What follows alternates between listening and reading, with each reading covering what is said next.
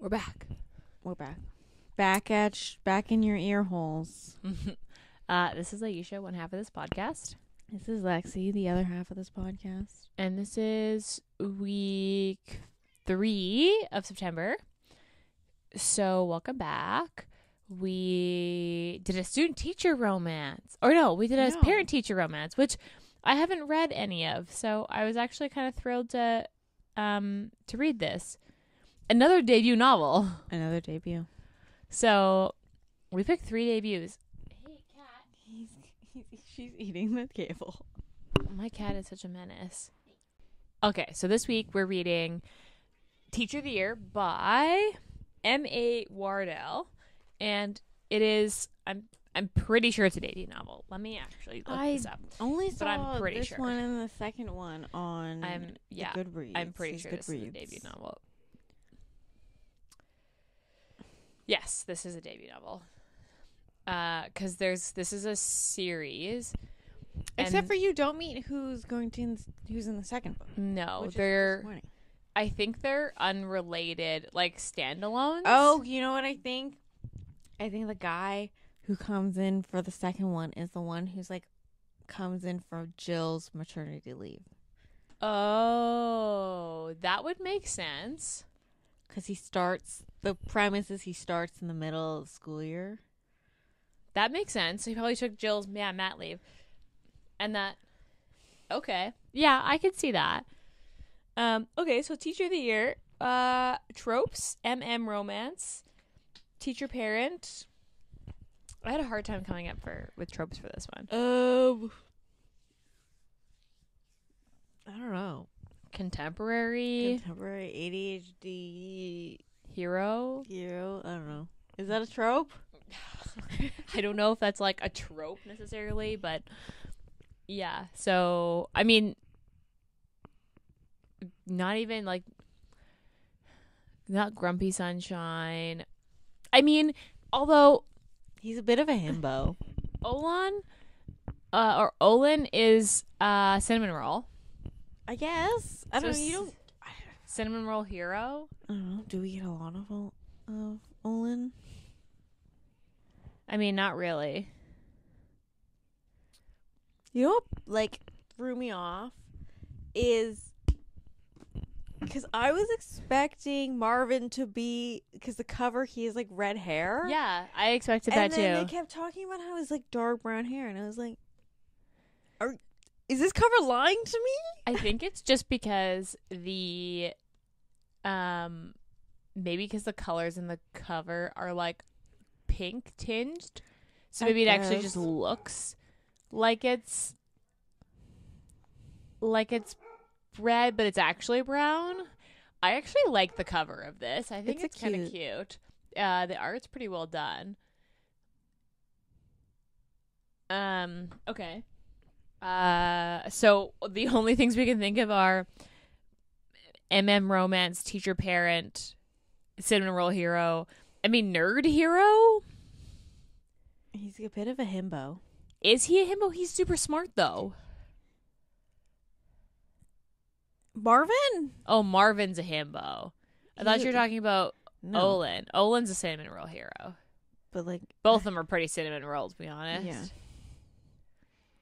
I would argue Marvin could be a himbo. I mean, he's smart, obviously, but, like... Yeah, no, I think you're right. I could see Marvin being a himbo. Okay. Trigger warning? Alcoholism. Yeah, that's what I had, too. That was the only trigger warning I had. If that's, like... Because... his mom is an alcoholic, and... his mom is a recovering alcoholic. Yeah, and so is Olin. Yeah. Yeah. I kept in my head pronouncing it as Olan. And then when they were when Jill was like as it matching with Roland, and I was like, oh, it's Olin. I don't know why I pronounced it in my head that way. You also called him Olaf, and I was like, I did by accident. Yeah, we were talking about it before this podcast. Goodreads ratings is a 3.85 with 2,000 ratings. That's pretty good. I would say 3.85 is pretty accurate. That's a pretty accurate rating. Yeah. With anywhere between like a 3.5 and 4. Mm-hmm. So, okay, I'll read the back of the book first. Love, not as easy as ABC. They are supposed to keep things casual. Who'd expect to be schooled in love? Those who can teach, Marvin Block. I did read that. Those who can teach, Marvin Block is one of the best kindergarten teachers out there. And despite his anxiety, Marvin's life is sweet.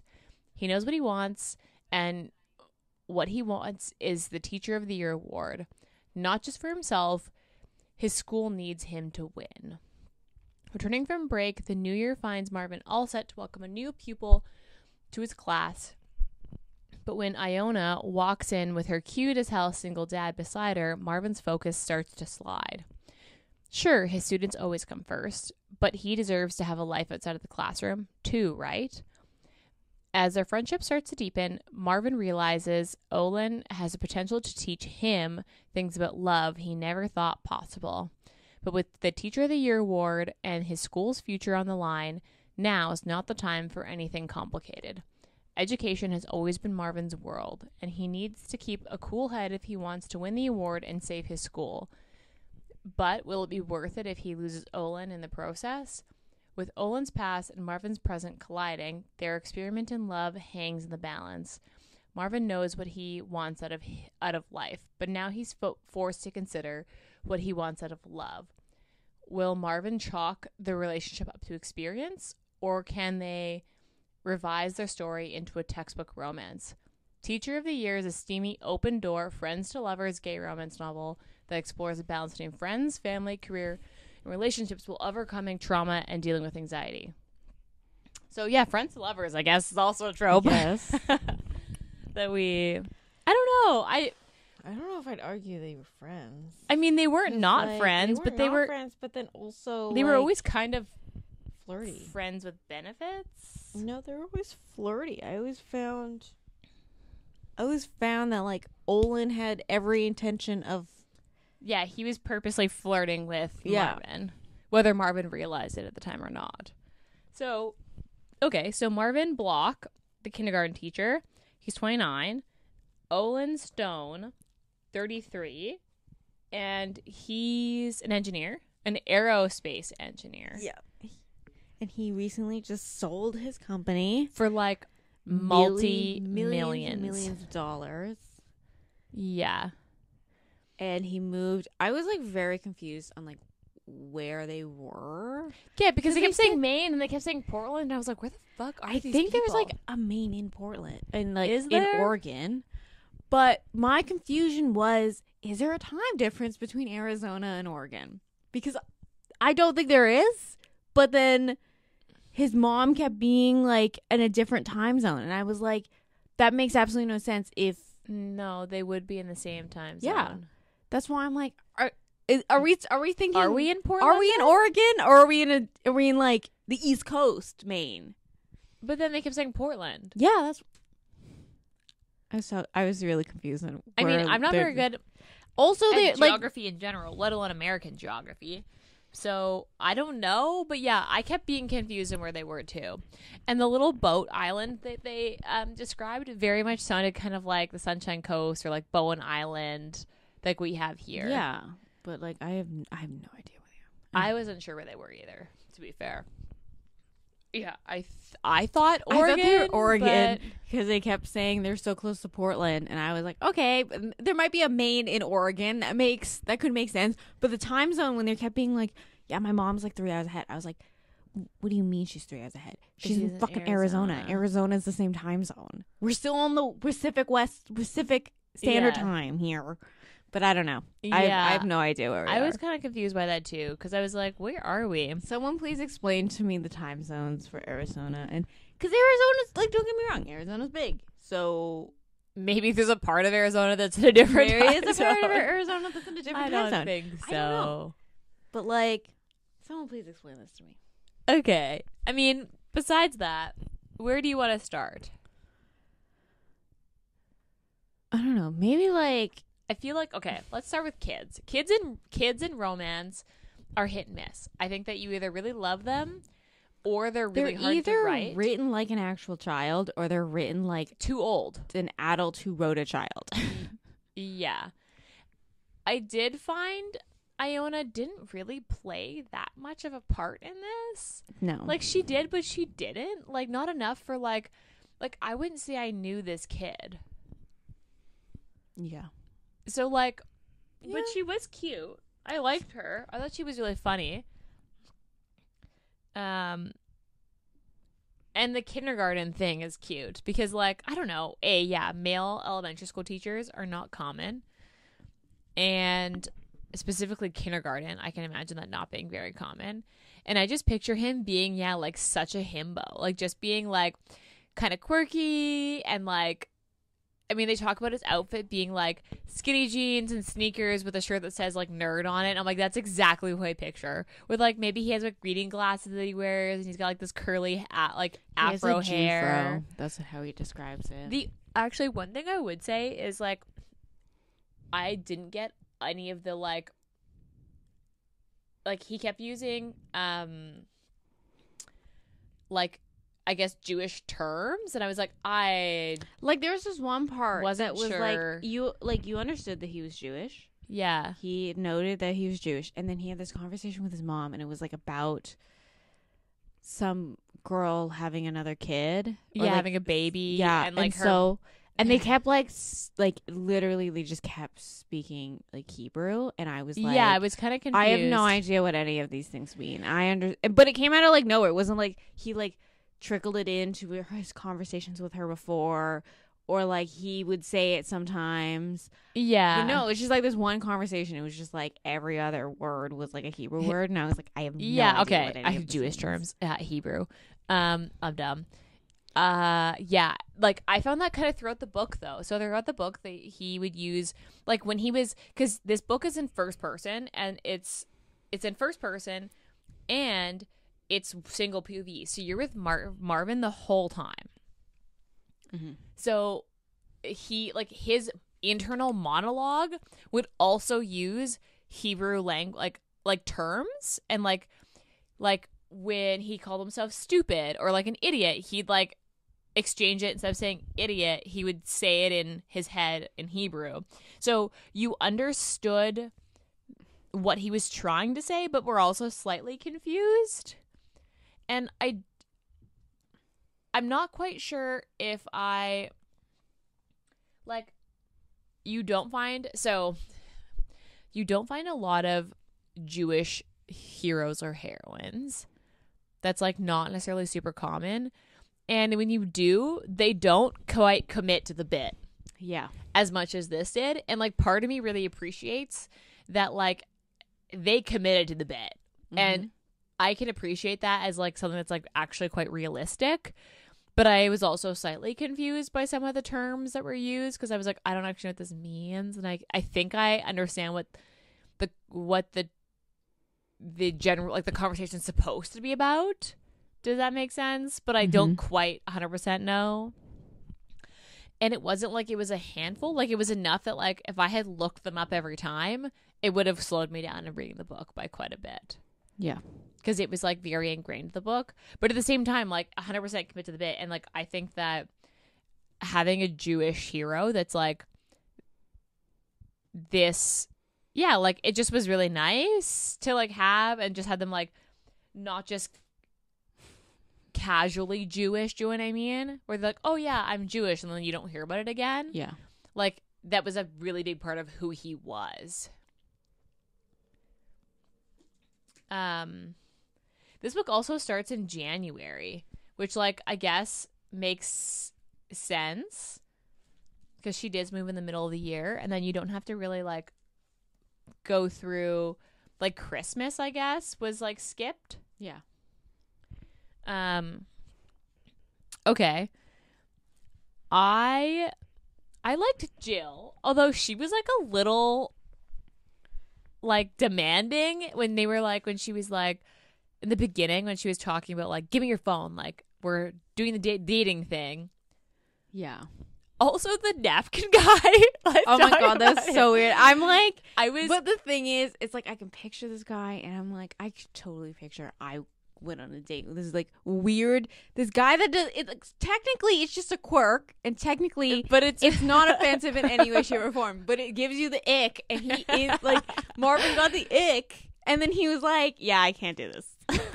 And like the thing is that it's not like offensive. It's like maybe it's not like he moderately inconvenient. Yeah, and it is just kind of quirky, but then it's enough for you to be like, that's an ick. Does this bother me enough to not go out with him again? Yeah, I think it does. Because, yeah, like the one napkin and then he has a pile of clean and dirty. It was like, it's just really weird. It was a very unique scene, and I really enjoyed it. I thought it was really funny because you're in Marvin's POV, and he's like, what is happening? Yeah, he's like, why does he need so many napkins? And then the guy kept asking the waitress for napkins, so she was just like bringing napkins like, every time she passed another pile of napkins. He'd like take a sip of wine, wipe his mouth with the napkin, and then he'd discard the napkin. He can't reuse the napkin. Yeah, it was a really interesting scene. I thought that was actually really funny because like it didn't really add to the storyline of Marvin and Olin, but it was just like such a random thing that I was like, this is actually like kind of funny. Mm-hmm. Yeah, that was funny. I did like the rimming scene. That's like we have to talk about it. I was like not expecting it, but I was like, this makes sense. But I was also here for it because I was like, I've literally, how many times have we read a book where there's been an anal scene? They've never described this. Like we've never had an actual rimming scene, and I was like, you know what?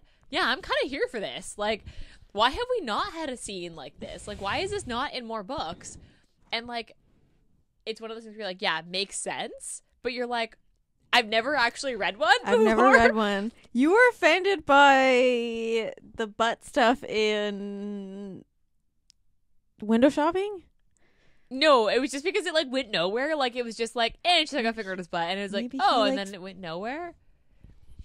Well, they didn't describe anything else. Anyway, I also in the closet. It was in the closet of his classroom. I was like, what is going like I know, I understand it was 7:00 at night because it was a parent-teacher conference. Yeah. But also, I'm like, risque. Do I want to know that while I was in elementary school, my teachers were fucking in the fucking printing room? No. But like at the same time, hot. It was hot. As an adult. Yeah, I just thought it took me so out of left field that I was like, did not expect this, but I'm also very here for this at the same time. It was a good scene, but yeah, like I don't know what I was expecting, but that wasn't it. Yeah, so like that was good. The ex-wife. Yeah. I don't know what I was expecting when she showed up. I don't know if she really besides the like conversation that like then prompted the third act breakup. I hate third act breakups. I hate them, and I hated this one. Okay. I hate them in general. We can go into my least favorite part because like that third act breakup was my least favorite part because it kind of fucking came out of nowhere because it was just like he was having a panic attack because he was getting triggered by how like he was like because the ex-wife basically like told Marvin how Olin was at his very worst when he was an alcoholic. Yeah, and it gave him flashbacks, and it was like really scary, and he got like triggered by his childhood, and then so he kind of had like a panic attack, and he like ran off, which is like okay. And then Olin came out, and he was like, "What was going on?" And he. Like, I don't understand how you don't realize this guy's having a panic attack because he's literally on his ass on the, like, sidewalk because he just finds a rock to sit down on in someone's garden. And he's, like, he's fully having a panic attack. It was a rock wall. He was just sitting by himself in the dark. But it was also, like, 11 o'clock or something. Yeah, like, but he was, like, clearly having a panic attack. Like, he clearly didn't leave because he's like, I gotta do something. It was like, no, he's gotta leave because he's having a freaking panic attack and he doesn't want to do it in front of people. And then it prompts Olin to be like because the conversation in my head just like kind of like went like very like off, like it went very dramatic really fast. Yeah, because it was like it he went from understood that he was having a panic attack, and then Marvin was explaining why he was having a panic and then attack. Olin was basically like, well, if you're gonna leave every time, then I don't think we can do this. Like I also can't be left all the time. And then he was like, and then Marvin shut down. Like, I understand when Olin was like, you, like, obviously, like, my past is, like, part of me, and I understand that it's hard for you, but I can't change that. And I understand that it triggers you, but I can't change what I was at my worst, and there's always a risk that, like, I could relapse. Yeah. And you have to be, like, there for me when I relapse, which is also, like, a lot to put on someone that you just met, like, 4 months ago. To be fair, this is April. Like, they've been dating for sure for 2 months. Like, I think, and at this point, he also knew that he was a recovering alcoholic. Like, once you find out someone's a recovering alcoholic, like, the assumption is that, like, they could relapse and you have to be there. Like, but it is also just like, and then it went in, like, went left field, being like, you put too much of yourself into work, and then that was what triggered my relapse like a year ago. So, and I fear that you're gonna go down that same road, and I'm like, I think those are two different things. Like, being committed as a teacher, like, and I understand that he gives like his 150% to his kids, and running a company is very different. It's very different. Yeah, I agree. And then he's like, but teacher of the year is taking up. It's like literally like 4 months of his life that teacher of the year takes up. Yeah. Like, I agree with you in the sense that, like, it was kind of like, it wasn't really like a leg to stand on.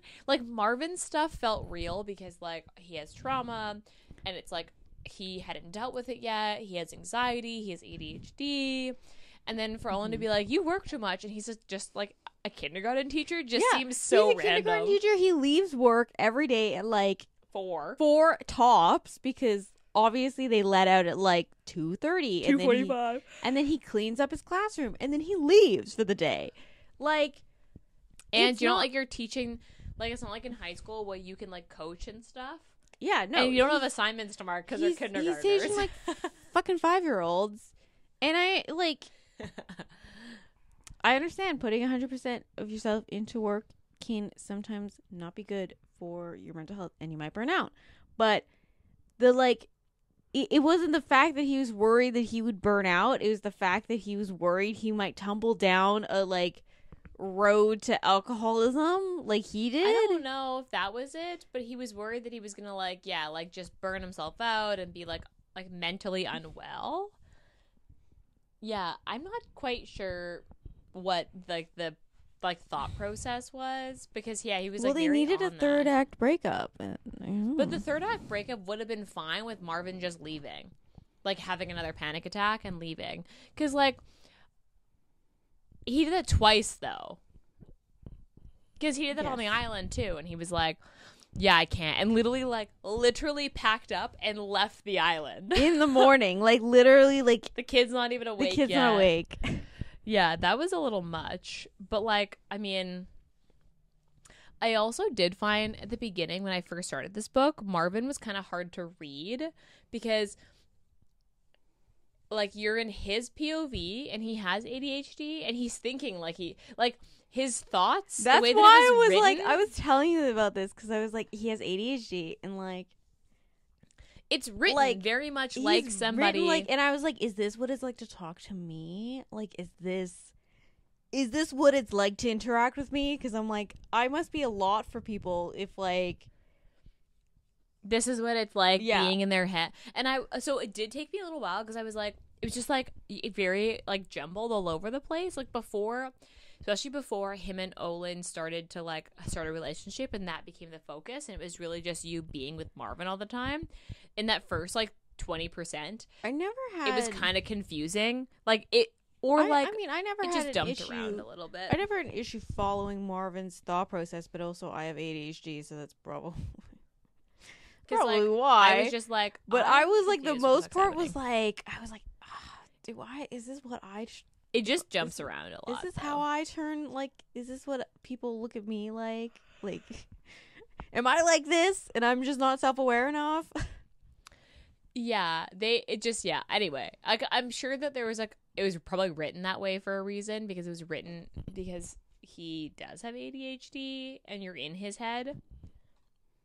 God, but cat is a menace. It was a little fucking confusing.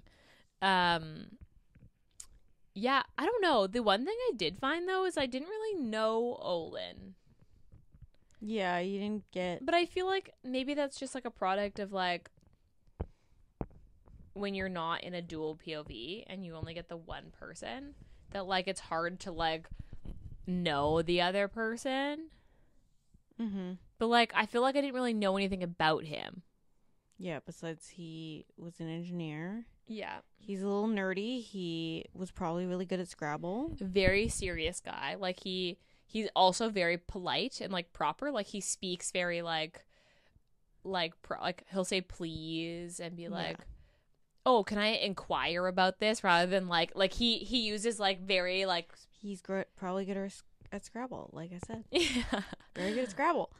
But yeah, I mean, and it was also a lot of like, I don't want to say time jumps, but you did get like it happened. This book, so like Icebreaker took place over 7 months. Like almost, yeah, basically an entire school year. You pick up in September and you end in her finals, which I think is around March.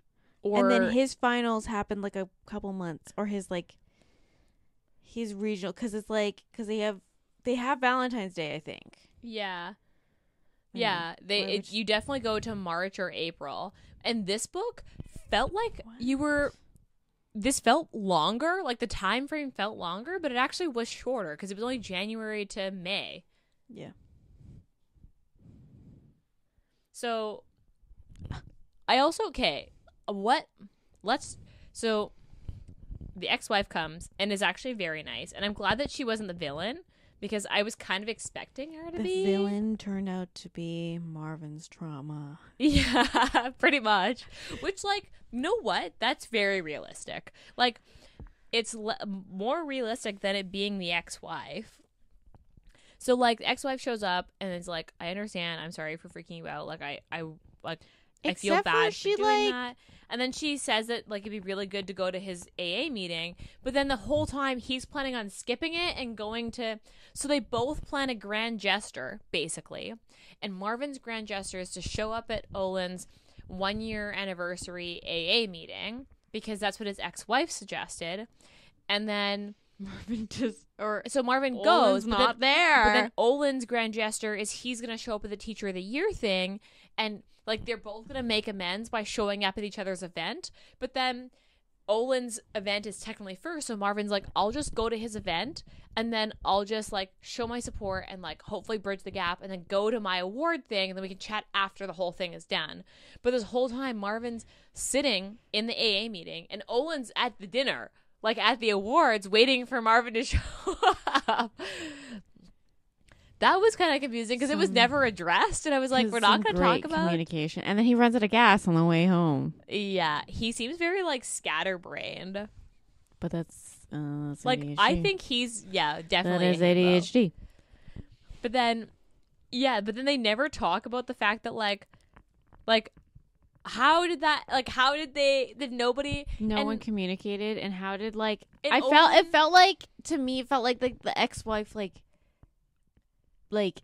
put that idea in his head when to fail, like, if that made sense. Like, she's like, you should go to this meeting, and then like she would have talked to Olin, right, about what his plan was, and did no one decide to communicate to him that, like, hey, he's not going to be at the meeting, so you should... Well, also, okay, so... Because he's like, I'll just celebrate next month, and I'm like... And also, so Olin shows up at the dinner. He sits at the table with the group. Yeah, and Jill nobody texts him. And Jill was talking to Marvin the entire time, because that's what I mean. Because they were like texting, and she's like, "Where are you?" And he's like, "And that was okay. I'm leaving now." And that was my thing, where I was like, "Did nobody be like, hey, Olin is here.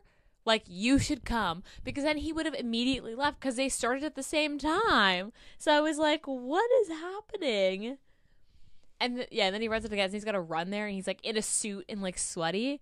But yeah, that was the only thing. I was like, nobody is like, hey, Olin is here. And Olin didn't show up at the thing and go, wait a second, Marvin's not here. Where is he? Do you know what I mean? And text him and be like, hey, Marvin, are you okay? You're not at your own award show. Yeah, that was the only confusing thing. Is that like, I was like, what is happening? Okay, so let's go. So that your least favorite part was what? Was the third act breakup. My least favorite part, I would say similar, but my least favorite part was probably the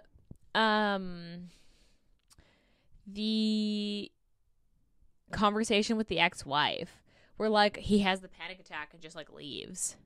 Because I was like, I don't know, like I wish that he had just had one. Do you know what I mean? Like he had left, like he has the island one and that's it. Or he has the one when the ex-wife talks to him rather than having the 2 panic attacks and leaving. Because I feel like they get the same point across. Like I didn't feel like there needed to be 2 of those. Ooh, the other trigger warning we missed was Jill's miscarriage. Oh yeah. And they talk about that. And she doesn't miscarriage in this book, but they talk about how she had a miscarriage. I did like Jill and the husband. The husband was funny. The husband was just like, I'm just a third wheel in this relationship, obviously. Yeah. And they're always talking about how hot he is, and he's like, okay. I thought that was really funny. Okay, what's your favorite part? Probably like the sledding scene. I really enjoyed that when they're on the bus. And this is before he admits that like he understands that like he's actively trying to flirt with him, because at this point he still thinks Olin is straight. But like, dude, straight men don't put their hands in each other's thighs.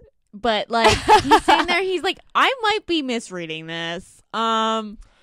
Okay. And he's so cute because everyone's in there like all their snow gear. And also fucking kids in snow gear are just so cute. They're like little penguins. They just like waddle in their fucking snow gear.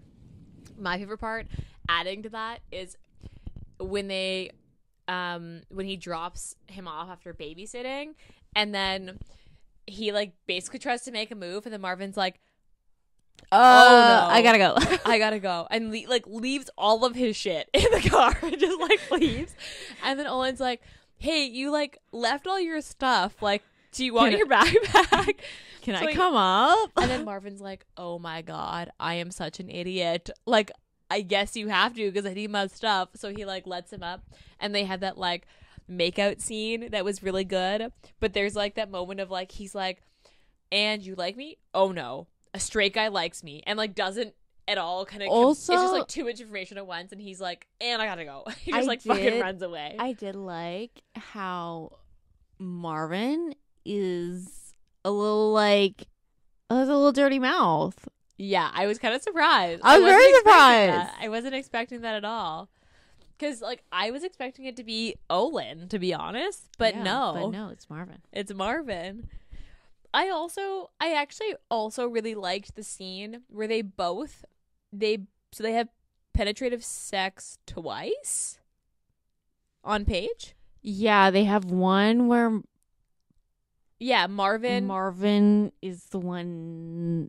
Yeah. You're like, how do I say this? There's the one where Marvin is the bottom, and then there's one that Olin is the bottom. So they both, and I was kind of surprised by that. I don't know what I was expecting, but I kind of liked having the 2 different scenes where like there's no like true bottom, if that makes sense, because I feel like that's such a misconception with like same-sex relationships, is that one's a bottom, one's a top, and it's not like we do things that feel good. Do you know what I mean? So I really liked that, because that was kind of good. Okay, actually, before we start to wrap things up, let's talk about the epilogue. So it's 3 months later. Yeah, because they're starting the new school year. So But he do they moves live in on? with? So yeah, so I thought they moved to the island. they did. But then he moved in with them with less than a year. I guess. That they feels moved- really early. I mean, I guess if you know, you know. I guess so. Because I was kind of expecting them to like maybe have kids, like to have for them to like adopt or something, but they did not. I was hoping that we'd get like 3 or 4 years later, and they've like adopted another kid, and then Iona has a step sibling or like a half sibling or something. Yeah. That's what I was hoping for, but you don't get that. You get 3 months later. And they're just, yeah. I just need epilogues to be a little bit further along in like more domestic bliss. I was just shocked that they was like, wait, they're living together? Like, how long in the future is this? And then realized that, yeah, it was 3 months. And I was like, that seems really early. But I mean, yeah, I guess if you know, you know. Okay. What was your rating? I give like a 3.5. See, I was thinking about this and I was like, I feel like I want to give it a 4, but I think I also give this a 3.5. I'm going to give it a 4 on Goodreads, but I would also give this a 3.5, I think. Okay. What would you say the steaminess was? A 2? 2.5? Yeah, like a 2.5. Okay, There's a couple blowy scenes. Because, like, yeah, okay, 2.5 I feel like makes sense. Okay. And then, would you recommend this? I would. I'd probably recommend this. This was cute. Yeah. It's a very fluff novel. It's very cute. I liked it. So I would recommend this. Would you reread this?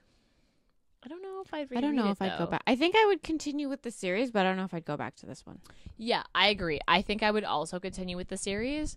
But I don't know if I'd go back to this one. It's crazy because now we've read 3 debut novels in a row, and they're all very different.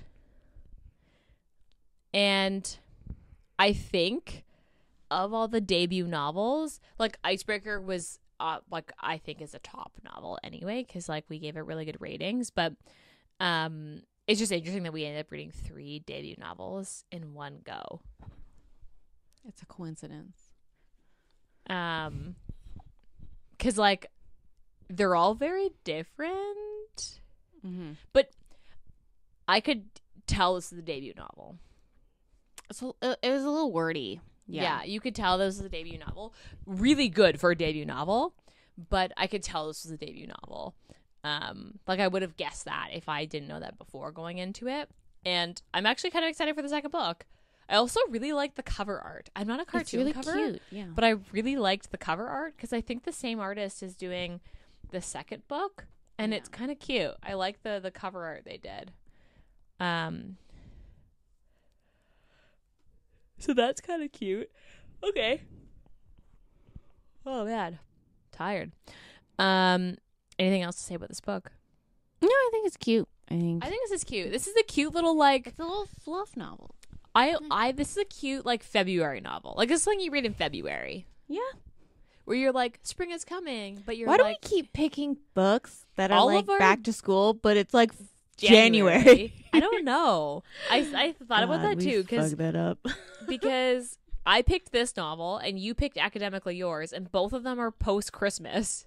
Yeah, I know. Fuck. Icebreaker is the only one that gotta takes place in figure the full out- school year. Noctadia, I think, is September. I want to say. I mean, it's too late. We've committed. We've committed. Okay. So, also, they did wear condoms in this, and they talked about like the adult way of being like, maybe we should like let's get tested so you don't have to use condoms.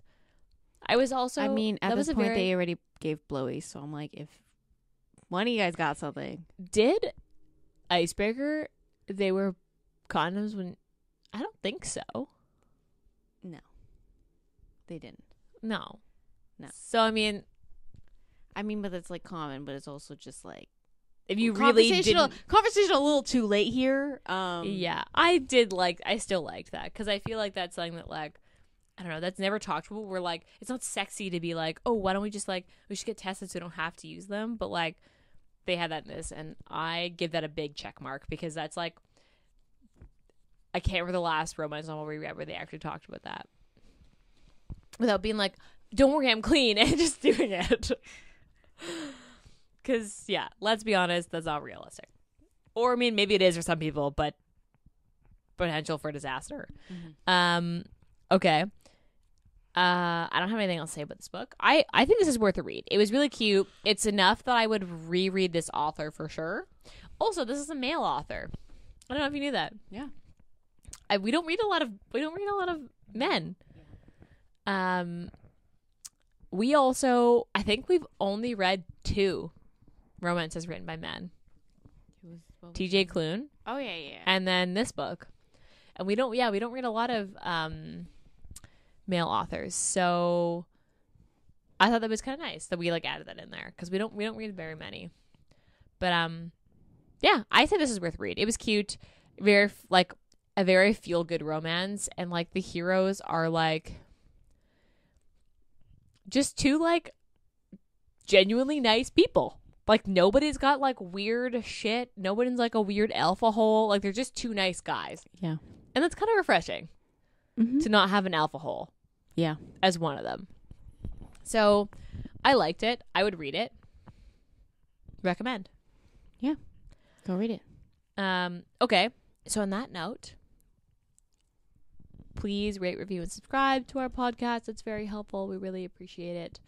Or wherever you get your podcasts. We are mainly on Instagram. I run the Instagram account for the most part. So if you DM us, it's more than likely me responding. Wow, throw me under the bus there. But Lexi runs the YouTube account. So if you want to comment that's why on it's YouTube, really far behind. Yeah. then Lexi will reply. Check out our YouTube. You can subscribe to our channel. All of the podcasts are up there. We have a website. It's amazing. Our web designer, Rosemary, did an amazing job. So please check it out. We have an email list where you can stay up to date on all of the things that we have going on. I promise we won't flood your email inbox. It's just occasional when we've got news. And to learn about our upcoming stuff, like the book box we've got launching pretty soon. So don't be afraid to hit us up there. We do have a book recommendation form on the website. So if you have something you want us to read, fill it out. We love recommendations. Or you could DM us, because that's kind of where we are for the most part, like on a day-to-day. Otherwise, we will see you next week back on the pod. Back in your ear holes. Bye.